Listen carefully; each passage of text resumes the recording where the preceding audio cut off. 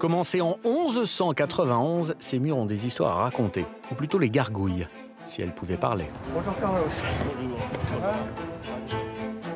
Guy vient ici presque tous les jours et cette cathédrale n'a aucun secret pour lui. Dès la première porte, nous remontons au XVe siècle. Et il y a 600 ans, on installait ici cette imposante porte en chêne.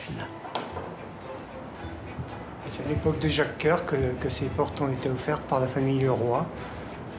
C'est pour ça qu'on a des airs gravés dans le bois. Guy est un informaticien à la retraite. Il se consacre désormais à la vie de la cathédrale. Car pour Guy, ce vaisseau de pierre inscrit au patrimoine mondial de l'UNESCO n'est pas comme les autres. La spécificité de Bourges, c'est de ne pas être sur un plan en croix latine. Donc on n'a pas de transept à ce niveau-là. Hein, et on est sur un plan basilical romain. L'architecte de la cathédrale est inconnu. La seule chose que l'on sait de lui, c'est qu'il voulait donner une impression de démesure. Là, on voit très bien les 3 étages de lumière. À mi-hauteur, on n'a pas de tribune. Donc, ça permet aux baies qui sont à mi-hauteur, des baies intermédiaires, d'éclairer la cathédrale. Ce qui fait qu'on est quand même dans une cathédrale qui est une des plus lumineuses de France. Avec sa superficie de 5900 mètres carrés et sa voûte centrale culminant à plus de 37 mètres de haut, elle est plus grande que Notre-Dame de Paris. Le père Massip officie ici depuis plus de 10 ans. Pour lui, la superbe de ce lieu n'a pas d'équivalent. Moi, le premier geste que j'aime faire, c'est d'ouvrir les bras. Quel que soit l'endroit où vous êtes, en longueur, en largeur, en hauteur, vous pouvez voir tout l'espace simplement en ouvrant les bras.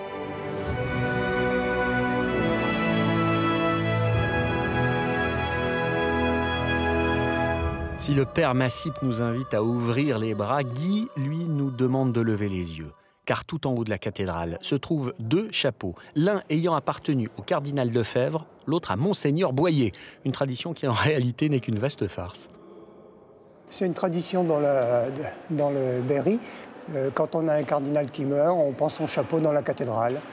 Et puis alors, comme on aime bien blaguer, on dit qu'à ce moment-là, quand le cardinal meurt, son âme ne va pas directement au paradis, mais au purgatoire. Et que ce n'est que le jour où le chapeau tombe dans la nef que l'âme du cardinal va au paradis. Soit 116 ans d'attente pour Monseigneur Boyer, enterré d'ailleurs au cœur de la crypte située sous la cathédrale. Sous la cathédrale, mais pas sous terre. C'est là encore une autre particularité. À la construction de ce monument, il a fallu pallier un dénivelé de 6 mètres. Ce soubassement devient alors une crypte à 12 vitraux, un cas unique en France. Et puisqu'ici, rien n'est fait comme ailleurs, Guy nous invite à monter tout en haut de la cathédrale. Car là-haut, un étrange volatile s'est posé sur la cloche. Une curiosité qui se mérite, au bout de 396 marches. Et la voilà la chose étrange. Sur ce clocher, point de coque, mais un pélican. Les anciens croyaient que le pélican prenait son sang pour nourrir ses enfants. Et donc le pélican, dans l'imagerie chrétienne, c'est le Christ donnant sa vie pour l'ensemble de l'humanité. Et un pélican qui veille sur la ville à plus de 65 mètres de haut, il n'y a qu'à Bourges qu'on peut voir cela.